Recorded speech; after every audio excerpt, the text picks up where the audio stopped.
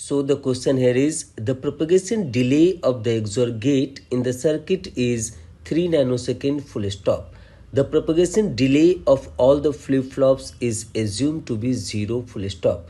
The clock frequency provided to the circuit is 500 megahertz full stop.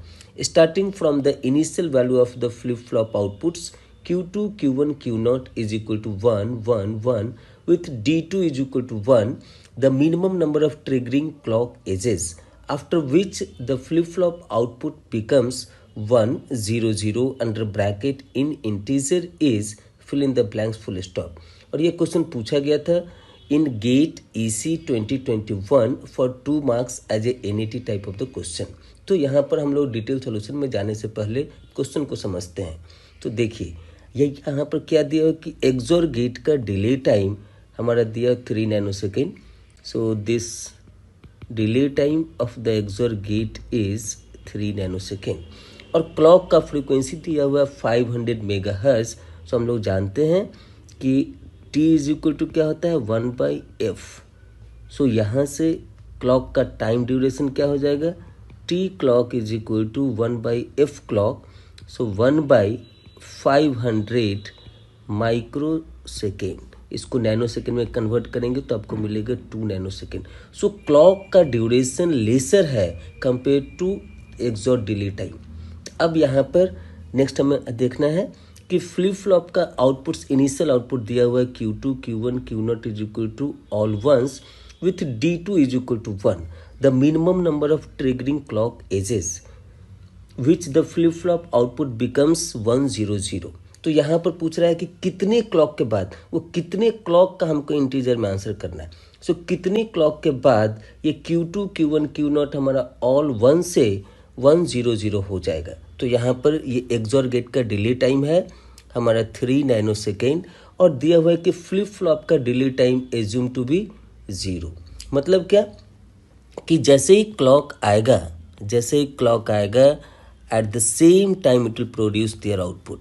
So at t is equal to 0 nanosecond पे जो भी आपका input रहेगा immediately ये flip flop आपका output produce कर देगा.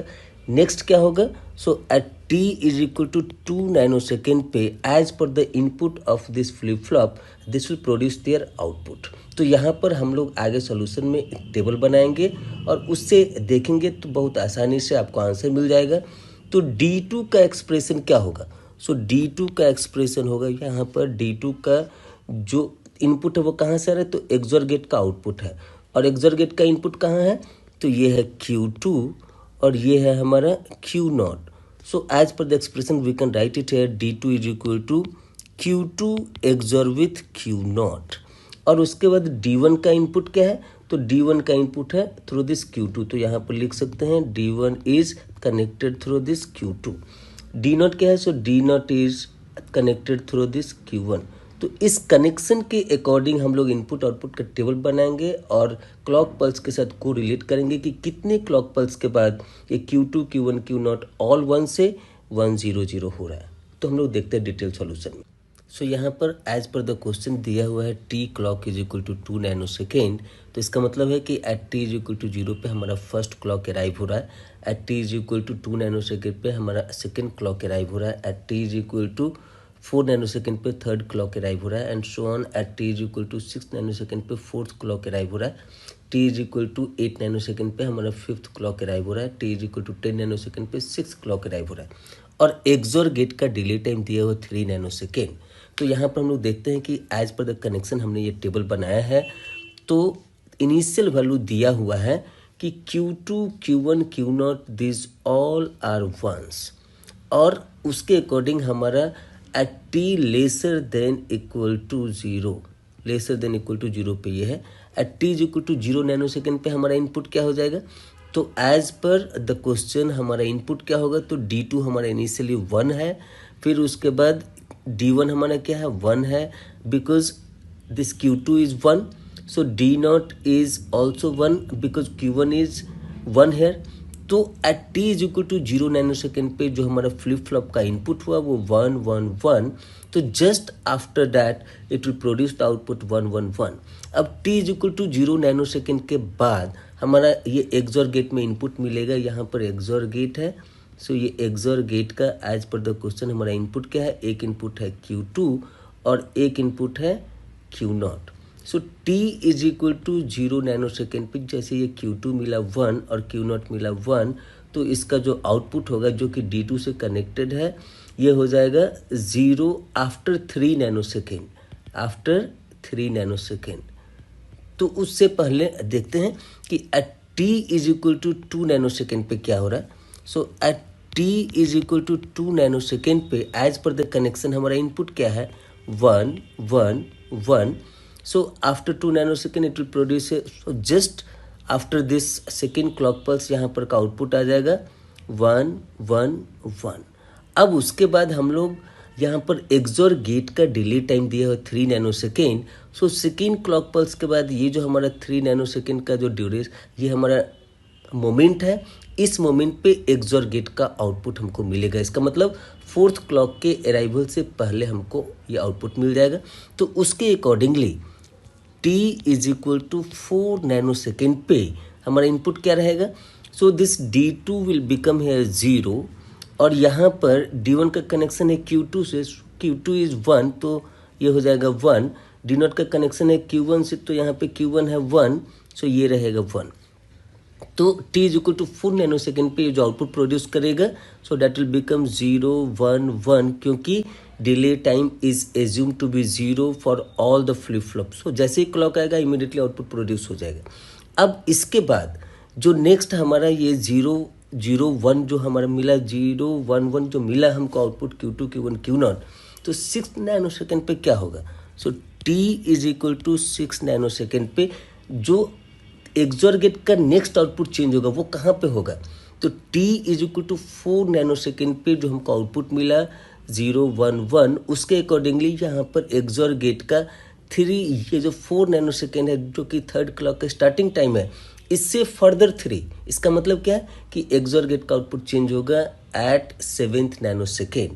लेकिन उससे पहले एक क्लॉक आ रहा है at t is equal to 6 nanosecond पे, तो D2 तो हमारा सेम रह जाएगा क्योंकि D2 का चेंज कब होगा 7th नैनो सेकेंड पे। इसका मतलब कि t is equal to 6 nanosecond पे वही हमारा इनपुट रहेगा जो पहले से था। तो D2 हमारा पहले से 0 था तो यहाँ पर ये 0 रहेगा। अब D1 का ये इनपुट क्या होगा, तो D1 Q2 से कनेक्टेड है, Q2 है हमारा 0 तो ये रहेगा 0। फिर D0 हमारा Q1 से कनेक्टेड है तो Q1 है 1 तो ये रहेगा 1। अब इसका मतलब क्या है कि before coming the next clock pulse, before coming the next clock pulse means at t is equal to 8 nanosecond पे 5th क्लॉक पल्स आ रहा है, तो वहाँ पर क्या होगा इनपुट।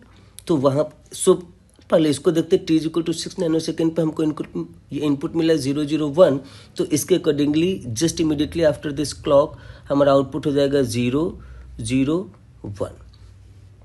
अब t is equal to 8 nanosecond पे जो कि 5th क्लॉक पल्स का स्टार्टिंग टाइम है, तो यहाँ पर जाने से पहले ये एक्सॉर गेट का आउटपुट आ गया रहेगा तो उसके अकॉर्डिंगली D2 हमारे चेंज होगा। तो क्या हो जाएगा, तो यहाँ पर 0 1 का जब एक्सॉर करेंगे तो D2 इनपुट हमको मिलेगा यहाँ पर 1 और उसके बाद D1 क्या है तो Q2 से कनेक्टेड है तो ये है 0, so this will become here 0 और D0 हमारा Q1 से कनेक्टेड है तो Q1 है 0 तो ये होगा 0। So just after 8 nanosecond, the output produce will be 1 0 0। ये कब मिल रहा है, so this is coming here at 5th clock pulse। So just after the arrival of 5th clock pulse ये आपको मिलेगा 1 0 0, जो कि क्वेश्चन में पूछा गया है कि after how many minimum number of clock pulse these all ones will become here 1 0 0। तो यहाँ पर हमारा आंसर होगा क्योंकि ये NAT टाइप का है तो वहाँ पर पूछा है इंटीजर में, सो इंटीजर में मतलब कि 5th क्लॉक पल्स के बाद हमारा ये जो ऑल वंस है वो 1 0 0 में चेंज हो जाएगा। So the final answer for this question is 5 and by the way this is the end of the explanation for this question.